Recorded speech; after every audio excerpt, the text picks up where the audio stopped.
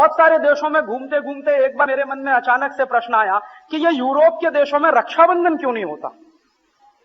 एक दिन मैंने ऐसा सोचा अपने मन में। आप कहेंगे बहुत बेवकूफी का प्रश्न, लेकिन मैंने सोचा कि ये रक्षाबंधन क्यों नहीं होता। भाई बहन तो होते ही हैं, परिवार तो होता ही है, भले ही वो अधकचरा हो, अपसंस्कृति वाला हो, लेकिन परिवार तो है, भाई बहन तो, लेकिन रक्षाबंधन क्यों नहीं। तो सोचते सोचते एक दिन मैं निष्कर्ष में पहुंचा कि जिस समाज में एक्स्ट्रा मैरिटल अफेयर्स या पर स्त्री गमन पर पुरुष गमन ही समाज का मुख्य हिस्सा हो, वहां रक्षाबंधन हो कैसे सकता है। क्योंकि रक्षाबंधन तो उसी देश में हो सकता है जिस देश में किसी माँ ने बचपन से सिखाया हो कि देख, किसी की बहन तेरी बहन है, किसी की बेटी तेरी बेटी है, किसी की माँ तेरी माँ है। ये तो उसी देश में संभव रक्षाबंधन। ये अमेरिका में कैसे हो सकता है, यूरोप में कैसे हो सकता है। और अमेरिका और यूरोप में ये इसलिए भी संभव नहीं है कि बहुत बार तो वहां ऐसे किस्से होते हैं कि भाई ने बहन के साथ बलात्कार किया या बहन ने भाई के साथ संसर्ग किया। ये तो होता ही रहता है अमेरिका में, यूरोप में भी होता है। कैसे संभव है रक्षाबंधन हो जाए वहां। क्योंकि रक्षाबंधन होता है वो सिर्फ धागा नहीं होता है, वो बहन पवित्रता की एक डोर बांधती है भाई की राहत पर कि जवान भाई और जवान बहन के आपस के रिश्ते क्या होंगे, वो तय करता है रक्षाबंधन। तो बहन जब कलाई पर राखी बांधती है तो भाई से ये अपेक्षा करती है कि ये कलाई पर राखी नहीं है, ये पवित्रता की एक डोर है। तो तुम्हारे मन में मेरे प्रति हमेशा पवित्र भाव ही होना चाहिए, इसलिए तो रक्षाबंधन होता है। हमारे ऋषियों ने मुनियों ने ऐसे ही रक्षाबंधन नहीं निकाला है, उसके पीछे बहुत गहरा चिंतन होगा। अमेरिका में नहीं है, यूरोप में नहीं है, क्योंकि समाज में इस तरह की संस्कृति नहीं है।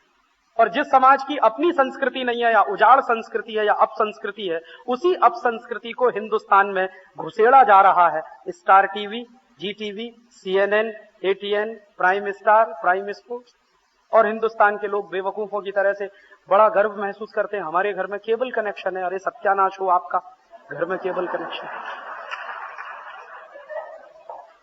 क्यों लिया है, ये क्या काम का है केबल कनेक्शन। आपको अगर यही सीखना है पर स्त्री गमन कैसे करना, पर पुरुष गमन कैसे करना, तो अच्छा है कि केबल कनेक्शन बंद कर दीजिए, अमेरिका में जाकर रहिए, समझ में आ जाएगा। काहे को ले लिया ये केबल कनेक्शन।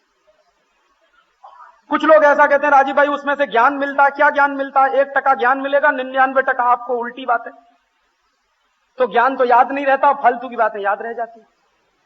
क्योंकि आदमी के चरित्र की विशेषता है ये कि गिरता जल्दी है, उठने में देर लगती, फिसलने में समय नहीं लगता। फिसलने में, गिरने में, रपटने में, कहीं दुष्चक्र में फंसने में टाइम नहीं लगता, लेकिन अपने आप को नीचे गिरे हुए से उठाने में बहुत समय लगता है। तो ज्ञान लेने में समय लगता है, लेकिन फालतू बातें सीखने में बिल्कुल समय नहीं लगता। बच्चे सीख रहे हैं रोज इस तरह के टेलीविजन चैनल देख देख कर आज इस देश के बच्चे 10-10, 11-11, 12-12 साल में जिस तरह की बातें करने लगे हैं, सुनकर हैरानी होती है। कई बार मुझे अफसोस होता है कि इस देश के बच्चे बचपन में जवान हो रहे हैं इस तरह के टीवी सीरियल देखकर, और हम अपनी संस्कृति भूलते जा रहे हैं और एक पराई संस्कृति में, विदेशी संस्कृति में रहने को गौरव महसूस कर रहे हैं। ये तो बहुत खतरनाक स्थिति है। जब आप अपनी संस्कृति की जड़ों से कट जाएं, एक पराई और विदेशी संस्कृति में जीना शुरू करें और आप माने कि यही हमारे लिए तरक्की है, यही विकास है, ये तो बहुत मुश्किल स्थिति है। आपको तो अपने पराये का भेद भी खत्म हो गया होगा तब। इसी को मैं सांस्कृतिक आक्रमण मानता हूं। ये 3-4 तरह के खतरनाक आक्रमण इस देश में। एक तो राजनीतिक आक्रमण है, दूसरा आर्थिक आक्रमण है, तीसरा सांस्कृतिक आक्रमण है, और एक तकनीकी आक्रमण है। अब प्रश्न ये है कि जिस तरह हमारे देश की सीमाओं पर रहने वाले जवानों ने इस देश को राजनीतिक आक्रमण से बचाया, 1-1 इंच जमीन की रक्षा की, भले ही अपनी जान दी, तो अब जिम्मेदारी हमारे ऊपर बनती है कि हम इस देश को आर्थिक और सांस्कृतिक आक्रमण से बचा पाते हैं कि नहीं बचा पाते। ये जिम्मेदारी हमारी है। क्योंकि इस देश की सीमा पर लड़ने वाले सैनिक सारे युद्ध नहीं लड़ सकते, वो राजनीतिक युद्ध लड़ सकते हैं। दुश्मन ने आपकी जमीन छीनी तो छीनकर वापस ला सकते हैं, लेकिन दुश्मन ने अगर आपका पैसा छीन लिया, दुश्मन ने आपकी संस्कृति को छीन लिया, वो वापस लाने का काम सेना नहीं कर सकती, वो काम आपको करना होगा। सबकी जिम्मेदारी बटी होती है समाज में। बाप का फर्ज बाप अदा करता है, माँ का फर्ज माँ अदा करती है, भाई का फर्ज भाई अदा करता है, बहन का फर्ज बहन अदा करती है। सबके अलग अलग कर्तव्य होते हैं, सबके अलग अलग फर्ज होते हैं। तो हमारे सैनिक जो सीमा पर लड़ रहे हैं, उनके कुछ कर्तव्य हैं, उनके कुछ फर्ज हैं, वो अपने कर्तव्य को पूरा कर रहे हैं, अपने फर्ज को पूरा कर रहे हैं। तो हमें अपने बारे में सोचना होगा कि हमारे जो कर्तव्य कर्तव्य और फर्ज पूरे करने चाहिए, तो आपका एक ही फर्ज और कर्तव्य इस समय बचता है, वो है कि राष्ट्र की अर्थव्यवस्था को बचाना या राष्ट्र को आर्थिक युद्ध से बाहर निकाल कर लाना और राष्ट्र को सांस्कृतिक युद्ध से बाहर निकाल कर लाना। तो आप पूछेंगे ये आर्थिक युद्ध से देश को बाहर कैसे निकालें, सांस्कृतिक युद्ध से देश को बाहर कैसे निकालें?